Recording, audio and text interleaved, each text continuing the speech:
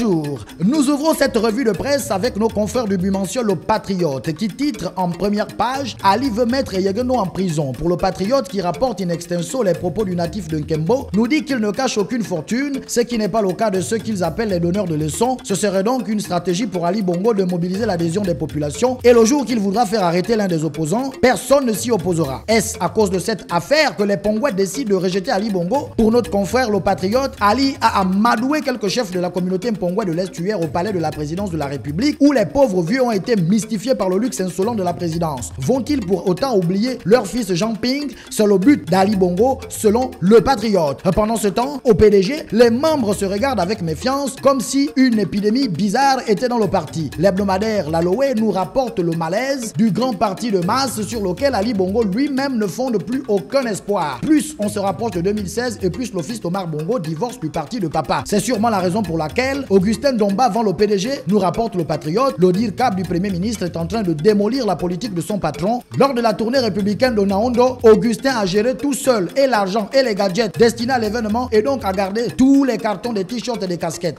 Le Premier ministre n'était sûrement pas au courant de la situation, mais je suis sûr qu'il est au courant que la ministre Anguilemba et son délégué Marie-Françoise Nikumba ne se nomment plus. La ministre a même mis en quarantaine son délégué comme si elle avait Ebola. A enquêté pour nous Le Patriote. Un gouvernement où les gens se déchirent. Léon Zouba lui avait vite fait de quitter le bateau. Il est donc tranquillement assis dans son Mouila natal pour une tournée politique, même si les gens se demandent toujours s'il a été chassé du gouvernement. Mais ce qui est sûr, c'est que Moukani, lui, il a été chassé de l'UPG et l'Union nous informe que l'ancien UPGiste fait le tour du Gabon pour parler d'une nouvelle république. En parlant de nouvelle république, le rêve devient réalité, titre Le Soleil, en évoquant la ZES, entendez, Zone économique spéciale de Nkok. 4 opérateurs économiques ont déjà démarré les travaux, un démarrage qui a occasionné beaucoup d'argent. C'est peut-être cet argent que réclame le personnel de l'Université des sciences de la santé qui, nous rapporte le quotidien L'Union, est en grève illimitée. Un problème de prime est à l'origine de cette grogne. Les examens de rattrapage du second semestre qui devraient débuter hier matin sont donc boycottés. Et depuis hier matin, le Conseil gabonais des chargeurs décline sa responsabilité dans cette affaire d'importation des véhicules de plus de 3 ans. Il accuse donc la tutelle d'en être le principal responsable. Et en parlant de responsabilité, les panthères du Gabon devront prendre leurs responsabilités demain face au Lesotho.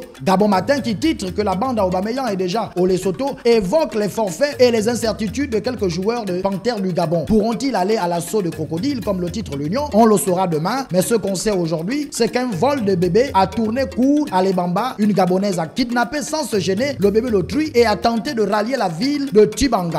Mais ce qui est pire, c'est cet accident que nous rapporte Gabon Matin sur la Nationale 1 où plusieurs personnes ont été grièvement blessées. Le journal nous détaille les circonstances de cet accident. Voilà pour votre revue de presse. Bonne lecture.